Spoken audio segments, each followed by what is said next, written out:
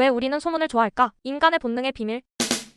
여러분 이런 적 없으신가요? 점심시간에 동료가 다가와서 너 그 얘기 들었어? 라고 하면서 소문 하나를 전해주는 상황이요. 그 이야기가 흥미로워서 무심코 다른 사람에게 또 얘기했더니 어느새 회사 전체가 다 알게 된 거예요. 그런데 대체 왜 우리는 이렇게 소문을 좋아할까요? 제 친구는 이런 경험을 했어요. 회사에서 동료들 사이에 어떤 직원이 이직 준비를 한다는 소문이 돌았대요. 친구는 그 사람과 친하다는 이유로 소문의 출처로 오해받았고 결국 그 일로 크게 곤란을 겪었죠. 그런데 재미있는 건 소문을 전했던 사람들 대부분이 그 얘기를 사실로 믿고 있었던 거예요. 어쩌면 우리 모두 이런 행동을 무의식적으로 하는 게 아닐까요? 소문은 단순히 재미로만 존재하는 게 아니에요. 심리학적으로 보면 인간이 소문을 퍼뜨리는데 세 가지 주요 이유가 있어요. 하나, 정보 공유의 본능. 진화 심리학자 로빈 덤바스의 연구에 따르면 소문은 우리의 조상들이 생존에 중요한 정보를 빠르게 공유하기 위해 만들어진 일종의 사회적 도구였어요. 이웃 부족이 위협적인지 아니면 안전한지 같은 걸 알리는데 필수적이었다고 하죠. 둘, 소속감을 느끼기 위해 소문을 통해 우리는 특정 그룹의 일원임을 확인하고 관계를 강화하려는 본능이 있습니다. 특히 MZ세대는 소셜미디어에서 소문과 비슷한 밈과 트렌드를 공유하며 소속감을 느낀다고 해요. 셋, 자기 표현의 욕구. 심리학자들은 소문을 전하는 것이 자신이 중요한 정보원임을 어필하려는 방식이라고 분석하기도 해요. 즉, 소문을 통해 자신의 가치를 높이려는 행동이라는 거죠. 특히 요즘에는 소문이 디지털 시대에 맞게 변형되고 있어요. 예전에는 마을 단위에서 전해지던 소문이 이제는 한 번의 클릭으로 전 세계에 퍼지잖아요. 예를 들어 트위터에서 잘못된 정보가 밈으로 변하면서 엄청난 속도로 확산된 사례를 많이 볼 수 있어요. MZ세대는 소문을 밈이나 유행어 형태로 공유하며 이를 일종의 놀이처럼 즐기기도 하죠. 소문으로 인한 부작용을 줄이려면, 그렇다면 소문이 우리의 관계나 사회적 신뢰를 해치지 않도록 하려면 어떻게 해야 할까요? 세 가지 팁을 드릴게요. 첫째, 소문의 사실 여부 확인하기. 소문을 들으면 바로 믿지 말고 사실인지 확인하는 습관을 길러보세요. 둘째, 소문을 전하기 전 한번 생각하기. 이 소문이 다른 사람에게 어떤 영향을 미칠지 고려하세요. 나쁜 영향을 줄 가능성이 있다면 멈추는 게 좋겠죠? 셋째, 긍정적인 소문 퍼뜨리기. 꼭 소문을 퍼뜨리고 싶다면 누군가를 칭찬하거나 좋은 소식을 전하세요. 이렇게 하면 모두가 기분 좋은 결과를 얻을 수 있어요. 결국 소문은 우리의 사회적 본능에서 비롯된 거지만 그걸 어떻게 다루느냐에 따라 긍정적인 결과를 가져올 수도 부정적인 결과를 가져올 수도 있어요. 여러분도 어쩌다 소문을 듣게 되면 잠깐 멈추고 생각해보는 건 어떨까요? 모두가 조금 더 따뜻하고 신뢰할 수 있는 세상을 만들 수 있을 거예요. 더 많은 정보가 궁금하다면 좋아요와 구독 큰 힘이 됩니다.